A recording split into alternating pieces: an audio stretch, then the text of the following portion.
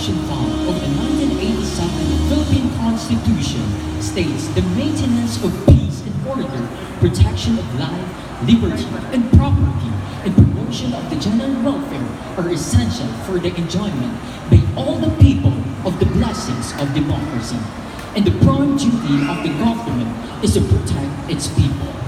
We, the affirmative side, strongly adhere to the necessity, beneficiality, and practicability of the removal of the policy of freedom from nuclear weapons found in the 1987 Philippine Constitution. To Mr. Moderator, the Board of Judges, to our fellow debaters, ladies and gentlemen, good afternoon. It is necessary to remove the policy of freedom from nuclear weapons which can be found in the 1987 Philippine Constitution under Article 2, Section 8, which states the Philippines, consistent with the national interest, adopts and pursues a policy of freedom from nuclear weapons. For the reason that the Philippine government can use the said weapons to defend the state and the people. Removing the policy in Article 2, Section 8 is necessary so that the Philippines can be open to the idea of acquiring or developing nuclear weapons in times of peace. A nation could be a nuclear weapon state like USA, India, and China, or simply a nation endorsing nuclear weapons, but do not possess them like Japan, Canada, and South Korea. So, if Philippines is to remove the policy, it can either become a nuclear weapon state or just a nation which endorses nuclear weapons. This way, our nation could use nuclear weapons to strengthen our national defense to defend its territory and its people without violating our constitution. Moreover, according to ICANN, geographically, the Philippines is surrounded by countries such as China, India, Japan, Russia, and North Korea that have and are endorsing nuclear weapons that can pose threats to different countries. Secondly, our status quo manifests inefficiency. An article from Global Firepower 2019 stated that the Philippines ranked 64th out of 137 in terms of national defense. As of 2019, data from the armed forces shows that the Philippines has around 125,000 active personnel, 180,000 reserves, 672 armored vehicles, 323 armaments, 0 rocket artilleries, 0 self-propelled guns, 219 total aircrafts, 12 fighter planes, 127 helicopters, 129 naval ships, 0 aircraft carriers, 0 destroyers, 0 submarines, and 0 nuclear weapons for the entire country. All of which ranges from 0 to 5% only when compared to China, Russia, or USA. In addition to this, we are currently in the midst of territorial dispute, mainly against China. Above all this, our constitution has never been amended since 1987, and that is 32 years ago. Lastly, the IHL does not specifically prohibit nuclear weapons. Nevertheless, their use in armed conflict is regulated by the general rules of IHL, which restrict how weapons may be used and outline measures to be taken to limit their impact on civilian and civilian areas. The Philippines, a small state, is under the absolute jurisdiction of IHL. If such a major law does not prohibit the use of such weapons, confirming to this by amending the policy in our Constitution is the right and rational thing to do. With that said, ladies and gentlemen, given that there is something wrong with the status quo, it is necessary to remove Article 2, Section 8 of the Philippine Constitution for the Philippines to acquire nuclear weapons in times of need, since the IHL does not prohibit, rather regulate, the use of these said weapons. Ladies and gentlemen, I now rest my case and I submit myself to interpolation. Thank you so much, Mr. Jimenez. We will now call Ms. Mariel Goncoso. You have 3 minutes to interpolate Mr. Jimenez. But before that, may we remind both speakers to please modulate your voice and speak clearly. So Ms. Mariel, start when ready.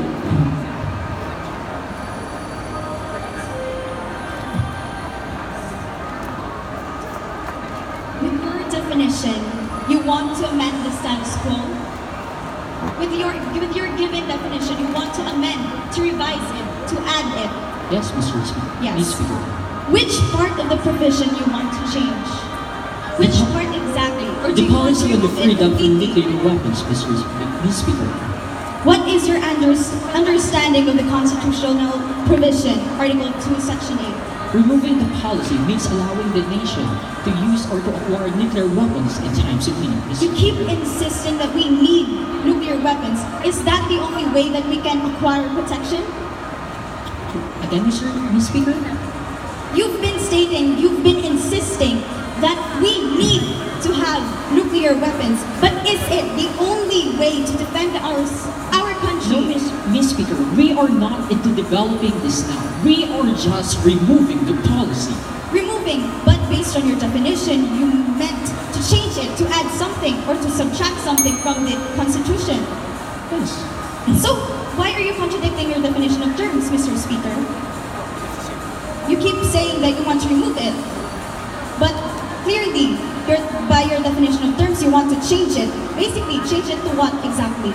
Change to the opposite of it, which allows the Philippines to acquire nuclear weapons, but in times of need, Ms. Speaker. In times of need. You are not answering my question a while ago, Mr. Speaker. Is it the only way that we can acquire protection, security, safety? Is it the only way? Nuclear weapons. Are there other alternatives? No, Mr. Speaker. No. Yes. Are you sure about that, Mr. Speaker? Yes, Ms. Speaker. The international humanitarian law do not prohibit the use of nuclear weapons, right? But having this said, the Philippines can acquire nuclear weapons. Since our topic's about nuclear weapons, Ms. Speaker. Yes, I am aware of that. Okay. But why is there a constant need? Does it violate our Article 2, Section 8 provision? That is why we have to remove it, Ms. Speaker, for it not to violate the Constitution. You've mentioned that the IHL does not prohibit it, but using nuclear weapons would be contrary or contradictory to the general rules of IHL. Yes, but according to IHL, that they do not prohibit the nuclear weapons. Do you want our country to experience detrimental effect of nuclear weapons, just like what happened in Nagasaki and Hiroshima?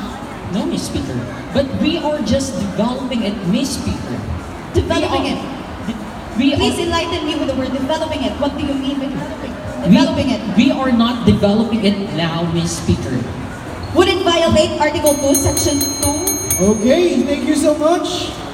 That is the first interpretation round for this final round.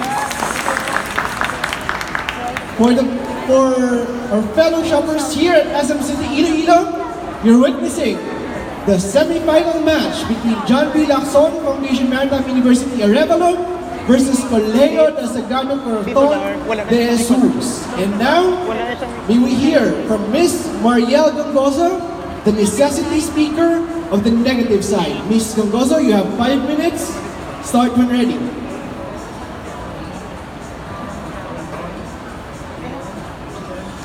71 years ago today, the atomic bombs fell on the city of Hiroshima and Nagasaki.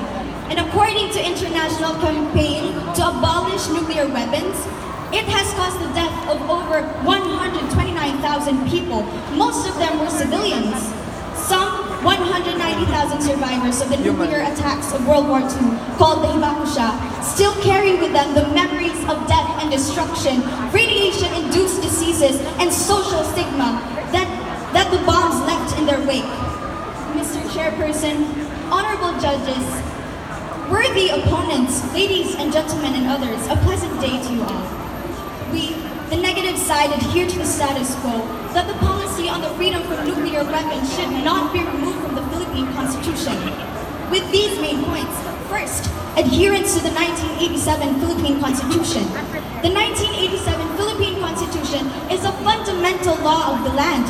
It reflects our country's aspirations and ideals, and even the fears of our people.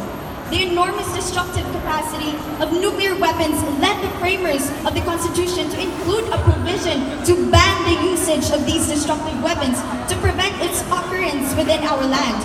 As a matter of policy, our country is against nuclear weapons in its territory.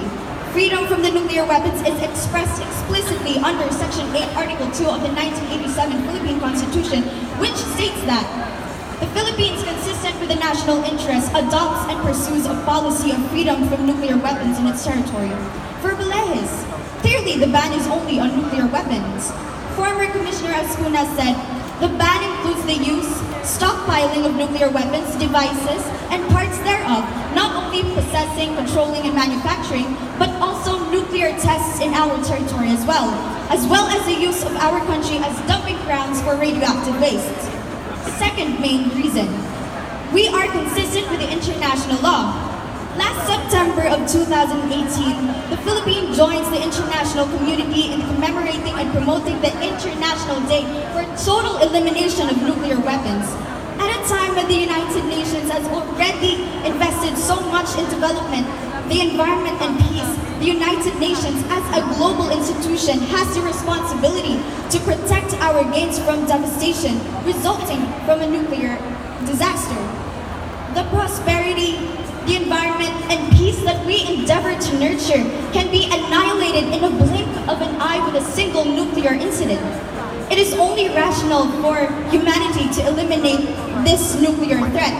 In the era of Nagasaki and Hiroshima, the impact of a nuclear explosion could wipe out an entire city. Today, nuclear weapons have become significantly more powerful. The Philippines shares the concerns of other members states that the capabilities of nuclear weapon states continue to be modernized and developed. With these powerful tools of destruction, if used, the consequences would simply be catastrophic. Third main reason, we are a state party to the Nuclear Non-Proliferation Treaty. We take pride, as well as signing last 2017, the Treaty on the Prohibition of Nuclear Weapons, a landmark agreement that fortifies the nuclear disarmament architecture. This treaty represents the universalization of the Philippines' hope for elimination of nuclear weapons in line with the specific provision of our 1987 Philippine Constitution and the Treaty on the Southeast Asian Nuclear Weapon-Free Zone. The treaty also fulfills the goals set out in the NPT. It delegitimizes once and for all the use of nuclear weapons. Therefore, with all these present international laws and provisions from the Constitution, no inherent flaw as to the necessity to remove the policy on the freedom from nuclear weapons. I will end my speech with the lines from former UN Secretary Ban Ki-moon. He said, we must eliminate all nuclear weapons in order to eliminate the grave risk they pose to our world. This will require persistent efforts by all country and people. A nuclear war would affect everyone and all have a stake in preventing this nightmare. I now submit myself for interpellation. Thank you so much, Ms. Gonzo. Mr. Jimenez, it's now your turn to interpolate the necessity speaker of the negative side. You have 3 minutes. May start when ready.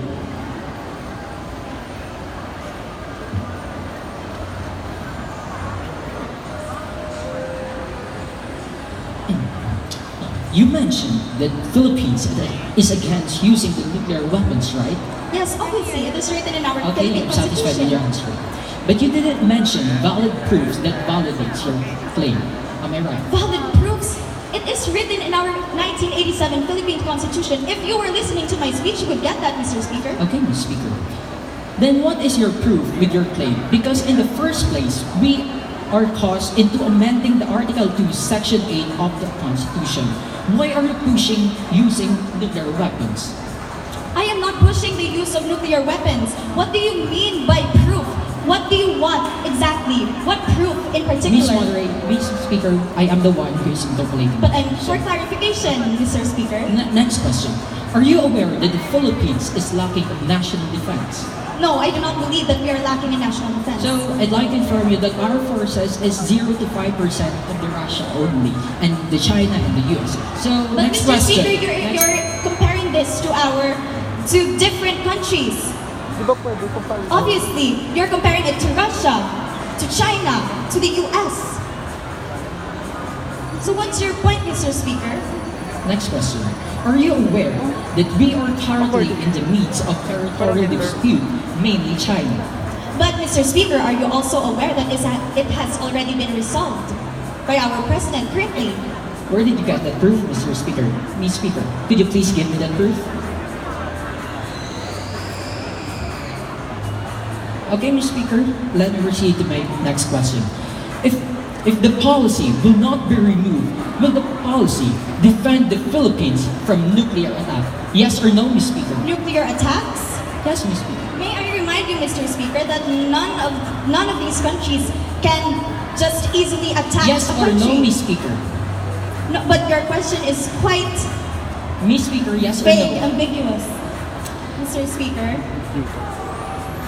Allow me to repeat the question. okay.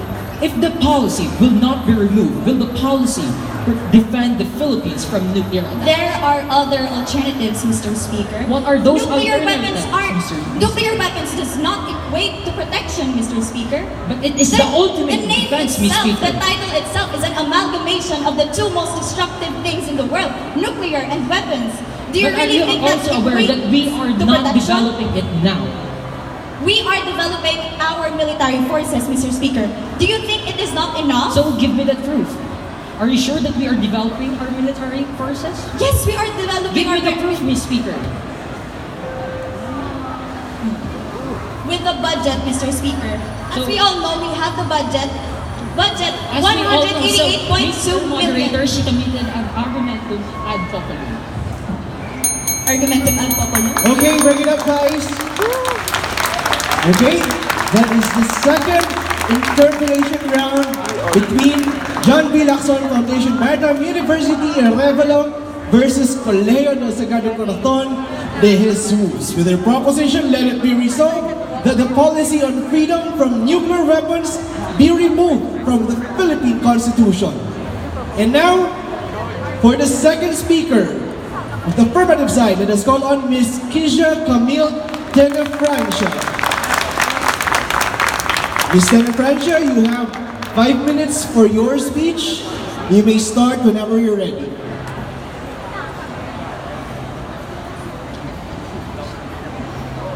The future is unpredictable, but we can count on it to be dynamic. Strategic thinking must be flexible and must consider the evolution of several possible futures, each of which has branches that are contingent on the geopolitical situation and technological capabilities here and abroad. Stephen M. Younger, 2000. Amending the policy regarding our freedom from nuclear weapons in the Philippine Constitution is highly beneficial because mainly it strengthens the national defense of the Philippines. Strengthening the national defense means maximizing the potential for the country to be protected by its allied countries and having been supported by the deterrence and balance of power theory. According to the Deputy Undersecretary of Defense for Policy of the United States of America, David Trachtenberg, allies and partners around the world should and do take comfort in the fact that U.S. has both the will and the means to use its nuclear weapons if necessary to protect them from aggression. Throughout the Indo-Pacific region, the U.S. works closely with allies and partners who feel threatened by an increasingly belligerent China. The United States would use its military power, including its nuclear arsenal, to defend its treaty allies. Among them are Japan, South Korea, and the states of NATO.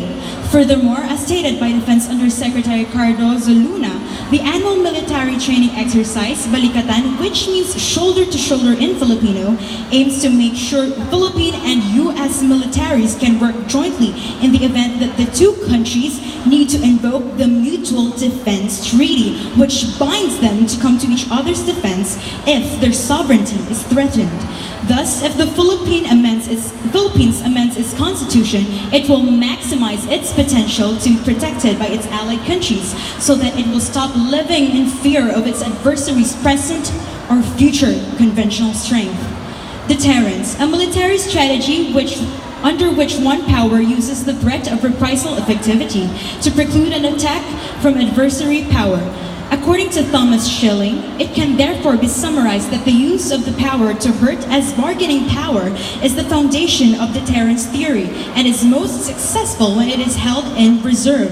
This This theory is centered on the idea that the possibility of unleashing nuclear weapons of mass destruction upon a country is enough to cause them to keep peace and deter a nation from doing anything aggressive.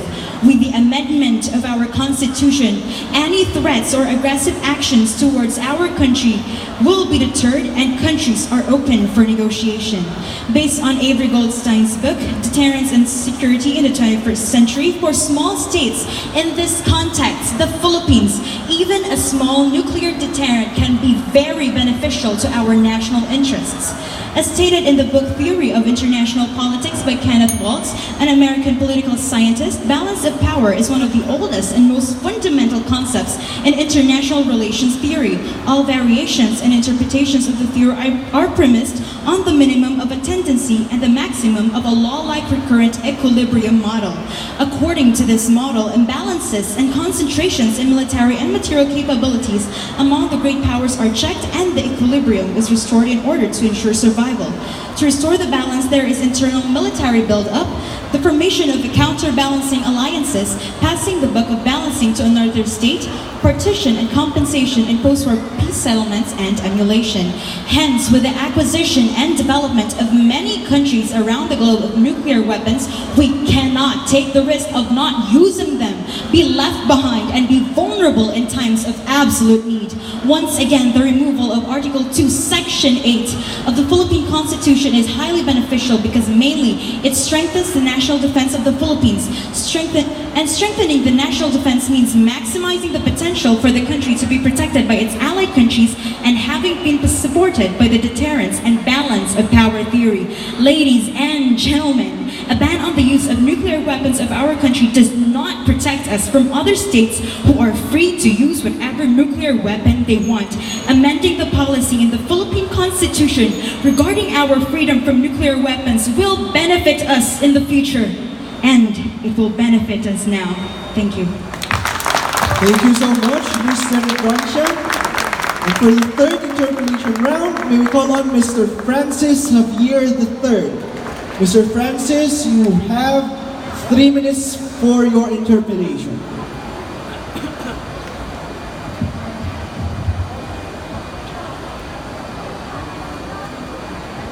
Good afternoon, Ms. Speaker. It's nice to meet you today. Yay. Good Yeah, afternoon. Yeah, first of all, I'd like to ask you this one simple question, right? Don't be nervous. May I ask you, what is a nuclear weapon? Oh, don't get me wrong, I know what it is. Just for the sake of argument, I just want to know if you know what it is. In my understanding, Yeah, sure. Your understanding or based on something else or what you researched. Up to you. Okay, so based on my understanding, a nuclear weapon is a weapon that can cause, it is the ultimate weapon for any kind of conflict, any war or whatsoever. How is it an ultimate weapon exactly? Because it is per se the most powerful weapon due today. And your point? Your point. So what if it's a powerful weapon? What does it do exactly? Okay, so according to my speech, if you were listening, Mr. Speaker, we Obviously, I was have listening. okay. So the deterrence theory, we use that here, which is of course applicable to our country, the Philippines, even in small states, according to Avery Goldstein. So if we have the power to use nuclear weapons, we will be able to deter any attack, surprise attack. We wouldn't be vulnerable to those because we have the ability to use nuclear weapons. Yeah, I get your point. Okay, right? thank You you. want to use it for deterring threats, right? Okay, That's your main point, right? Yes. Yeah, so you are aware of globalization, right? Yeah, we've discussed this once in our grade 6, grade 7, whatever grade it was. Can you give me a brief explanation so that everyone in this space understands what globalization is? If you don't know, I can give an explanation if you want. Okay, so based on my understanding, globalization is where the whole world is being developed, modernized, right? Yeah, countries connecting and stuff, Yes. peace, amity, and etc. So you are aware of globalization, Ms. Speaker. Congratulations. Thank you. Now, first of all, because of globalization, the world is becoming closer. It's the connecting of countries. It's promoting peace, universalization, Your question, Mr. the spread of Speaker? culture. So, at this time, when countries are trying to connect and stuff, why would you need a weapon? I mean, the world is peaceful and happy. Why would you need a weapon? Makes no sense. How is that related to the topic? Your I'm not branching out of the topic. I'm asking you, why would you need a nuke at this point in time when the world is peaceful and happy? You want to start World War III or something? No, we're not. We're not waging for a war. We just want that the Philippines could use nuclear weapons when we need them, so that we would not be behind and vulnerable in times of need, so that there will be a balance in the power. You are aware of USA's plan, like what would happen if they get attacked by a nuke? Are you aware of what they Yes, would do? they have the first use policy. They would not attack another country unless they are attacked first, right? According to Business Insider, they interviewed a general of America. Like, the first action that the US is going to take is that they're going to blow up a nuke that's coming to their country with a non-nuclear missile. That's my main point, alright? Alright? Keep quiet because time's up, you know, right? Alright? Okay, break it up, guys. So time is up. So now we will hear the second speaker of the negative side, Mr. Francis. You have 5 minutes for your speech. Start when ready. The proponent of the theory of relativity, the basis for the creation of the atomic bomb, Albert Einstein once said, "The unleashed power of the atom has changed everything, save our modes of thinking, and thus we drift to unparalleled catastrophe." Mr. Chairperson, honorable judges, the esteemed opposition, ladies, gentlemen, and others, it's nice to see you all here today. Good afternoon. We, the negative side, are consistent with the state policy on the freedom from nuclear weapons, and that this should not be removed from the Philippine Constitution. I will be presenting the disadvantages of the existence and use of these nuclear weapons. My first point is that it leads to the perpetual and detrimental damage of the environment. The World Health Organization's 46th World Health Assembly provide these pertinent pieces of information.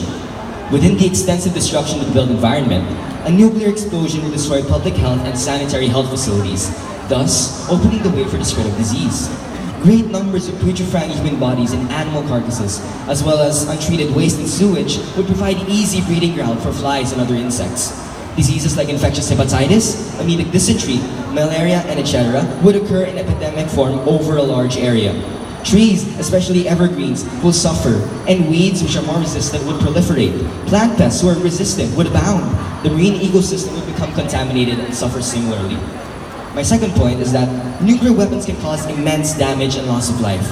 According to the Atomic Heritage Foundation, there have been more than 2,100 detonations that have occurred around the globe since 1945.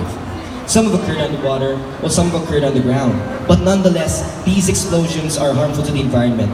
Every detonation creates radiation, and if an individual or the environment comes into contact with it, there will be extremely grave consequences. The 15-kiloton bomb dropped on Hiroshima in 1945 destroyed 13 square kilometers of Japanese city. The heart of the explosion reached several million degrees centigrade. Everybody within half a mile of the city was killed, and 92% of the city's structures were destroyed or damaged. Around 75,000 people were killed immediately, but many more died from radiation poisoning. By the end of 1950, the death toll was 200,000. The Nagasaki bomb, dropped 3 days later, killed 40,000 immediately, rising to 140,000 by 1950. The bombs of today use the nuclear fusion principle, the fusion of nuclear particles. This releases tremendous energy. The current nuclear weapons are much more powerful than those dropped in Japan. A drop of 50 of these could kill 200 million people. It would be the combined populations of Britain, Canada, Australia, New Zealand, and Germany. Stanford University released a study noting the physiological effects of the nuclear fallout. A fallout results from the soil mixing with radioactive fission products from the weapon. Debris is carried by the wind and it eventually ends up back on Earth. Acute exposure to this radiation may result in radiation sickness or death depending on the dosage. And it frequently results in cancer. Eye cataracts, hypertension, thyroid disease, and chronic liver disease have occurred in Japanese survivors of Hiroshima and Nagasaki. This is with statistical significance. Now, ladies and gentlemen, I'd like to present the story of Mr. Yamaguchi. He is the only officially known survivor of both the Hiroshima and Nagasaki blasts. It was the 6th of August 1945. Mr. Yamaguchi was on a business trip in Hiroshima. He was about to return to his home by train in Nagasaki, but then he remembered that he had left something important in the city, and so he walked back to get it. As he was walking back, the American bomber Enola Gay dropped a nuclear bomb near the heart of Hiroshima. A flash erupted in the sky, destroying and burning everything around it.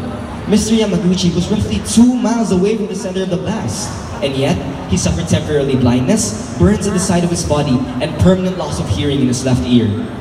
He had been in his office in Nagasaki when the second atomic bomb was dropped on Japan. Fortunately, he wasn't harmed. Despite this, his family said that he was in relatively good health for most of his life. However, in later years, he battled acute leukemia, cataracts, and other radiation-related ailments. Yamaguchi sadly passed away from stomach cancer due to radioactive on January 4, 2010. Now, could you imagine, ladies and gentlemen, a country fully devoted to serving its citizens? A country with developed infrastructures like Norway, like Denmark, whose citizens enjoy a high standard of living and extensive government welfare. Would you like our country to prosper like that, ladies and gentlemen? With this, I now submit myself for interpellation. Thank you so much, Mr. Javier. Mr. Francia, it's now your time.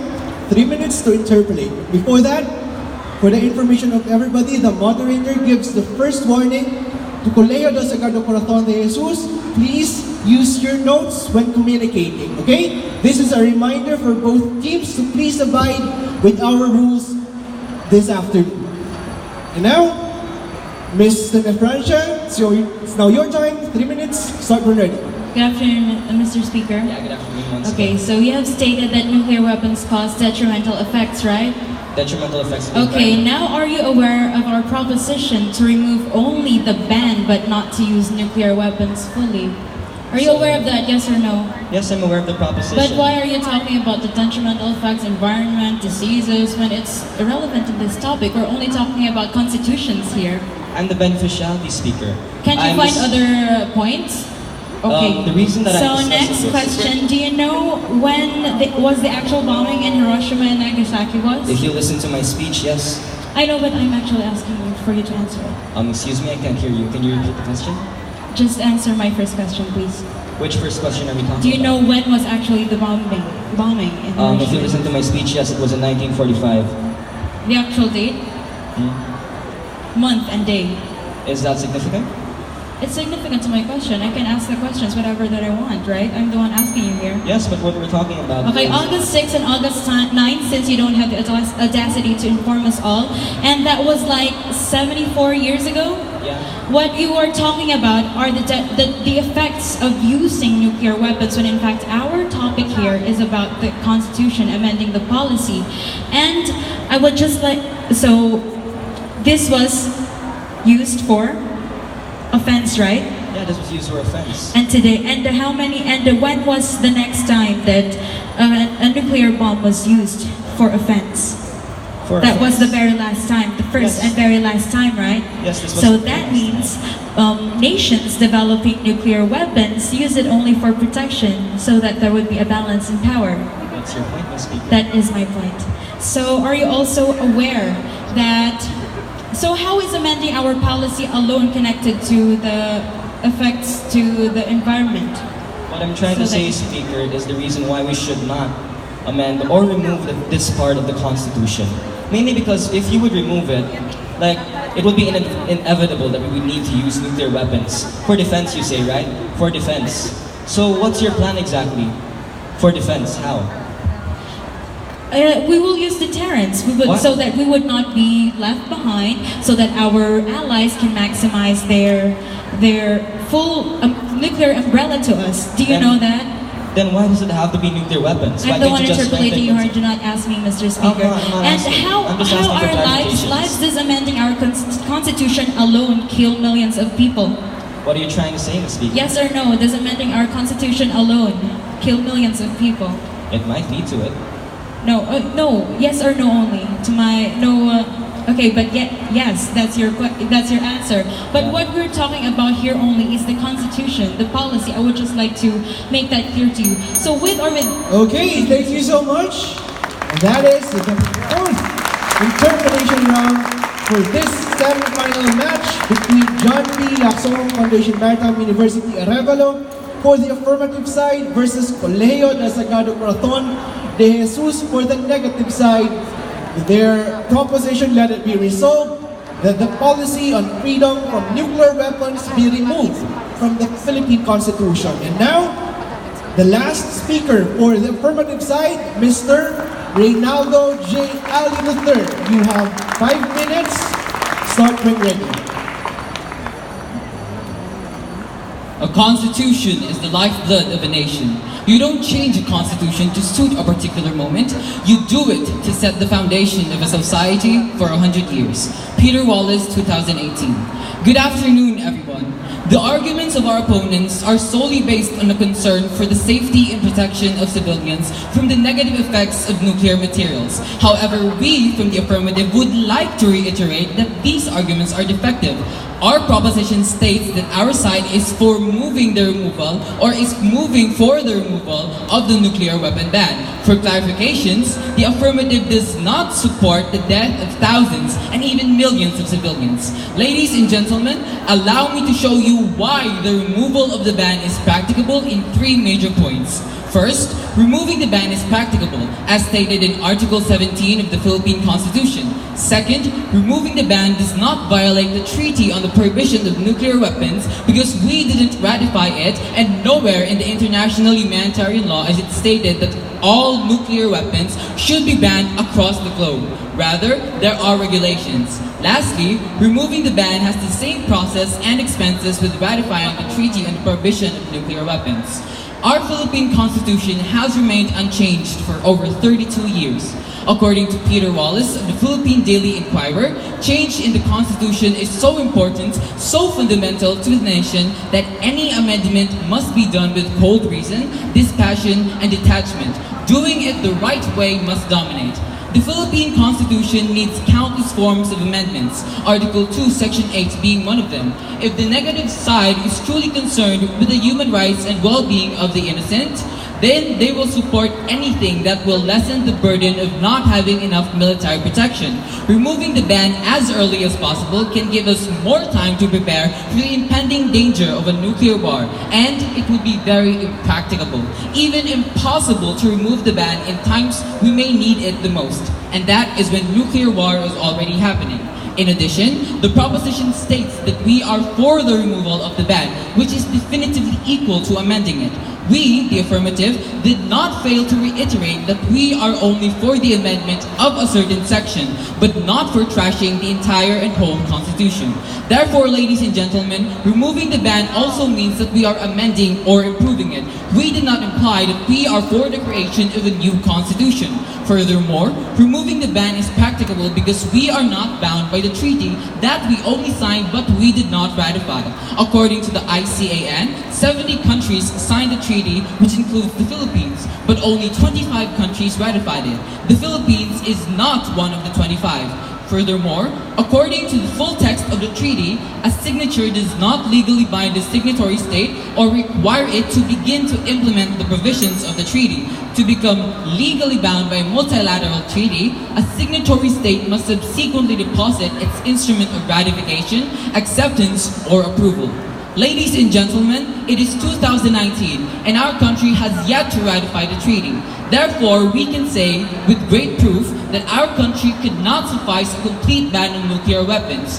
How can we say that we should ban nuclear weapons when we can't even decide to ratify the treaty in our country, nor can we prove to the United Nations that our country actually wants to ban nuclear weaponry?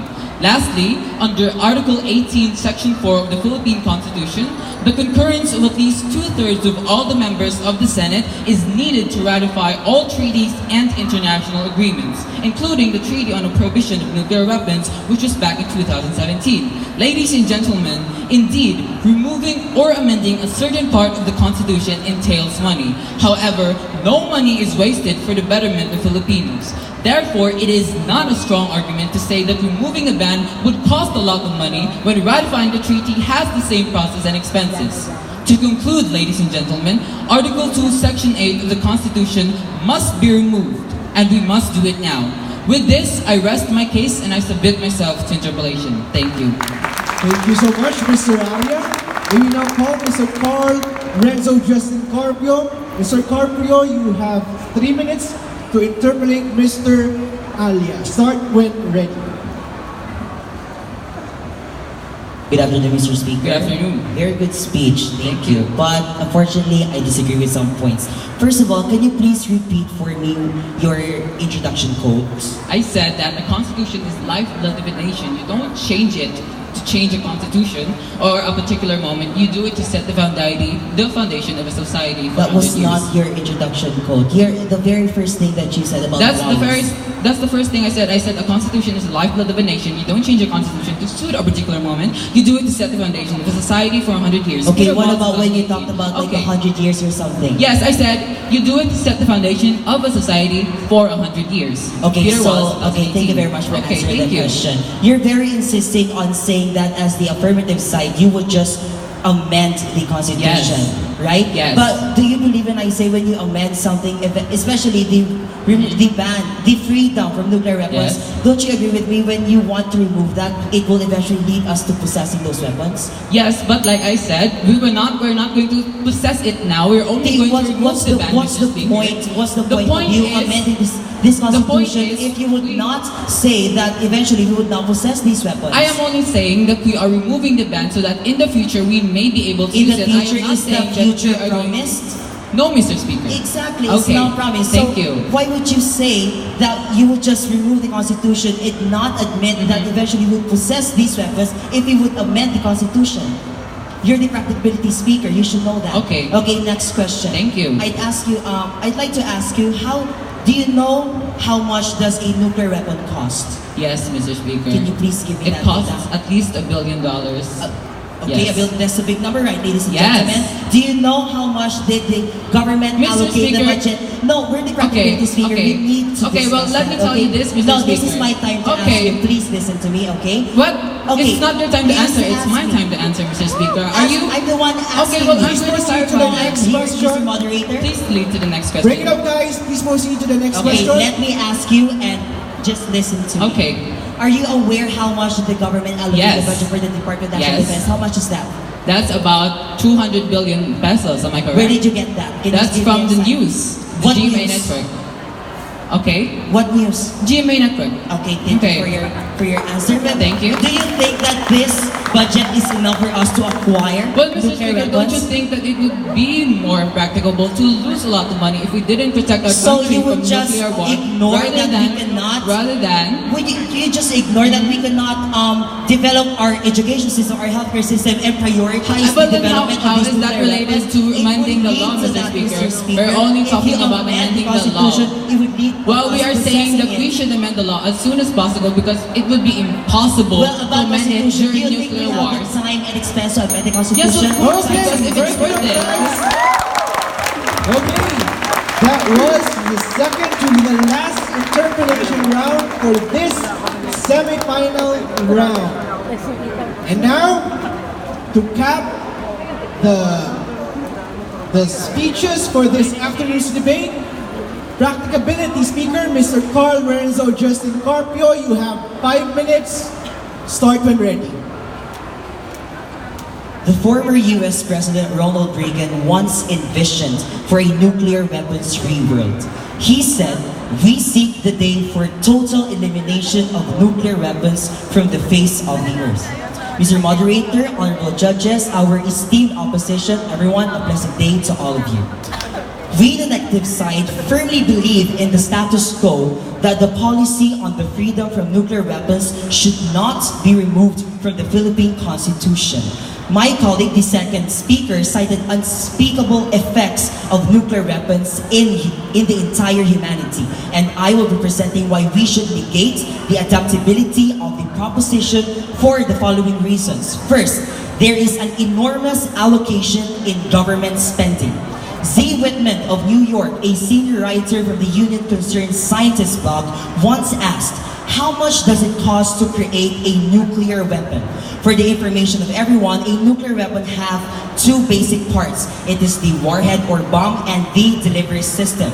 Over the years, the United States spent roughly $270 million for each deployed bomb and a total of $250 billion in the next few decades. The United States, having maintained a sturdy economic stand, can manage to sustain this weaponry. However, the Philippines is not a wealthy country, though it has enjoyed several years of strong economic growth. The Philippine government spending focuses its allocation to public infrastructure and human capital development.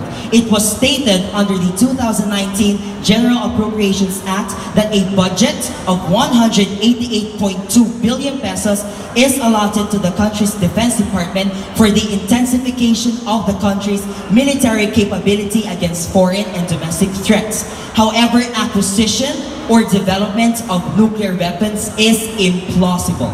Defense Secretary Delfin Lorenzana, in his statement in the Philippine News Agency April of 2019, said, "The Philippines is not keen on developing nuclear weapons."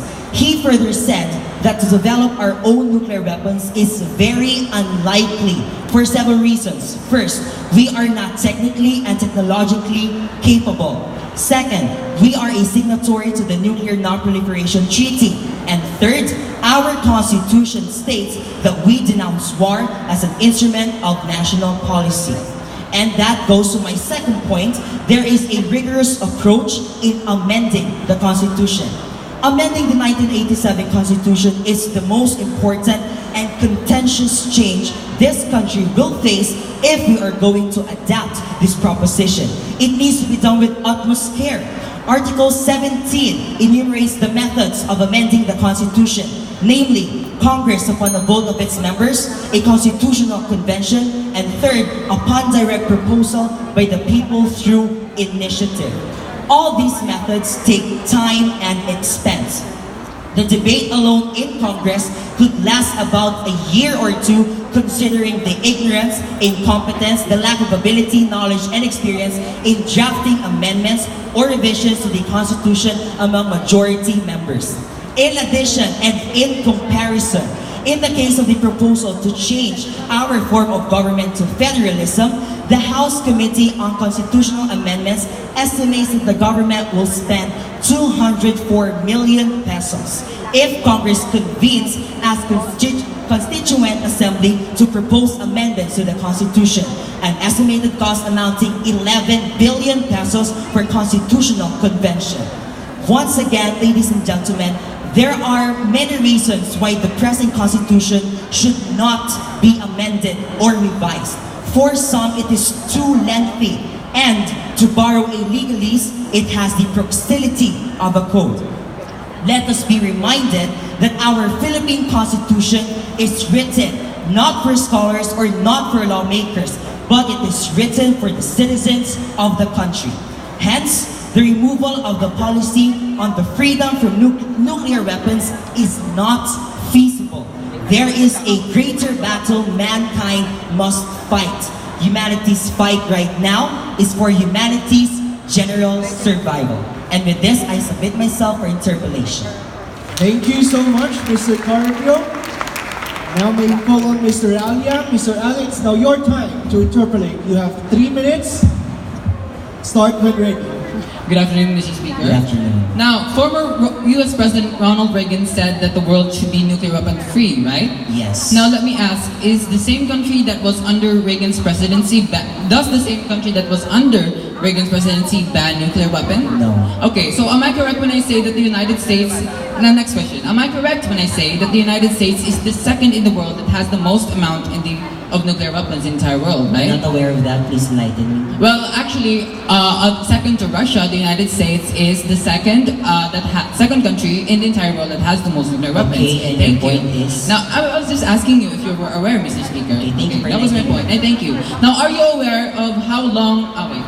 Are you aware that there are thousands of nuclear weapons in the United States, right? Okay, because you said it's the Okay. second most. Now, are you aware that it takes a lot of money to spend on nuclear weapons? Yes, exactly Thank you. my point. Now, do you agree that the U.S. can contain nuclear weapons because they protect their country? Pardon? Are you aware that the U.S. contain nuclear weapons because they protect their country? They contain nuclear Yes. weapons to protect Yes. their country? Yes. I disagree with that. Well, therefore, you do not believe that the United States are buying these nuclear weapons to protect their country. Now, next question. Yes, Are you exactly. aware of That's how my long point. amending a law is, Mr. Speaker? Pardon, I can. Are you aware of how long amending a law is? Yes, I Now, said in my speech. isn't it that this takes months and money and time. Months and money and years, lots yes, of billions yes. of pesos. Now let me ask, is it possible to remove the ban when we are being attacked by nuclear weapons by other countries, Mr. Speaker? Are you being attacked right now? No, I'm just asking you, just in case we are.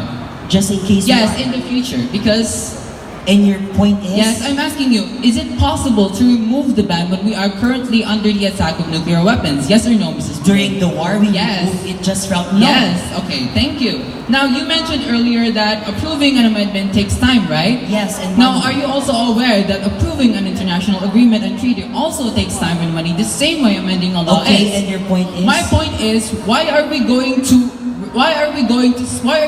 say or tell me that amending a law takes a lot of time, takes a lot of money, when in fact Because it ratifying does. yes, because when in fact ratifying the same treaty that we signed last 2017 also takes a lot of money. Therefore, you can and that is for the elimination of nuclear weapons. yes, That is our okay, point. okay. In our side. Okay, Your next point question. is? Next question.